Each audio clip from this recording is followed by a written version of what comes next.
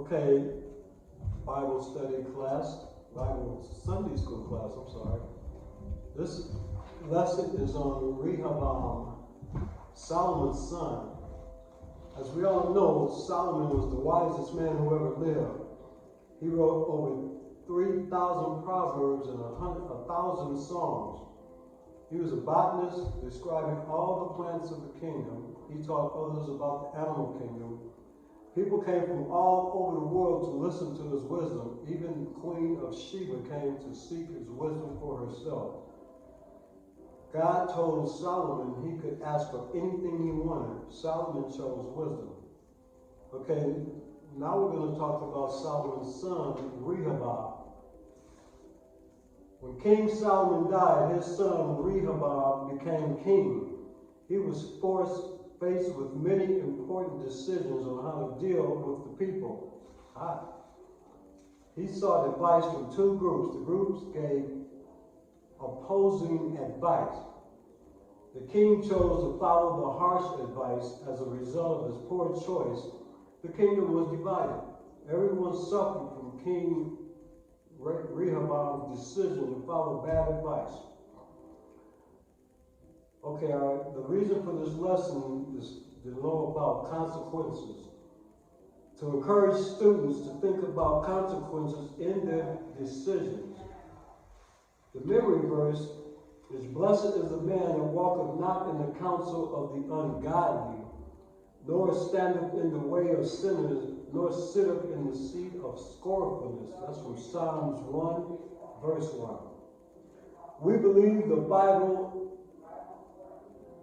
has inspired the Word of God and His revelation to humankind, giving us absolute rules of faith and conduct. Okay, bad advice. What kind of bad advice do some of you students receive?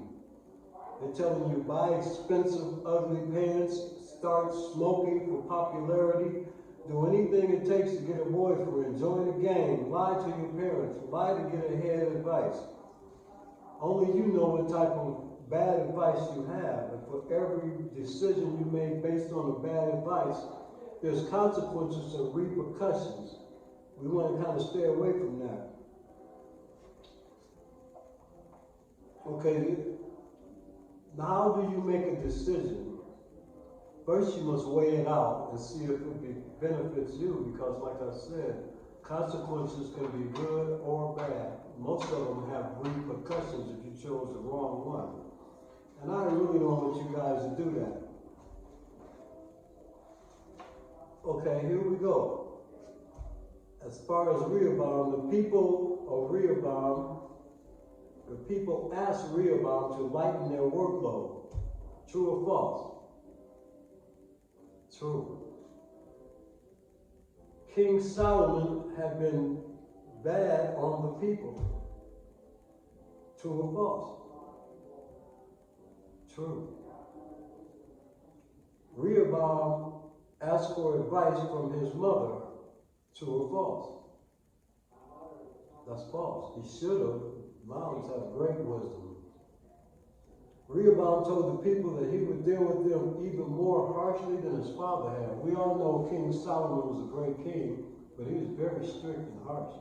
Remember, he's the one, when the two ladies had a dispute over the child, he offered to cut the baby in half and give each one a half. The real mother didn't want it. She just said, give it to her, give it to this woman. And that woman didn't care if she got half or not. The people were pleased with Rehoboam's decisions. True or false? That's false. Only 5 tribes rebelled against Rehoboam. True or false? That's false. All of them did. The people killed Rehoboam's overseer of forced laborers. True. When they revolted, they did. Rehoboam became king over Egypt. True or false? That's false. Rehoboam fled back to Jerusalem to save his life. True or false? That's true. He did. They chased him out of there.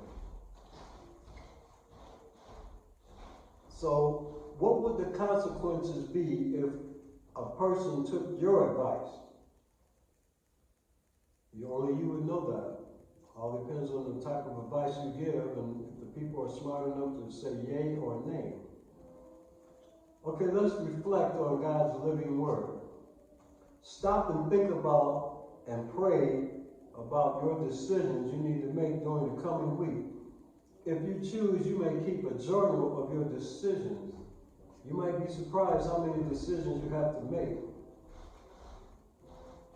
Record the results when you act without considering the consequences, when you actually take the time to stop, think, and pray about a decision.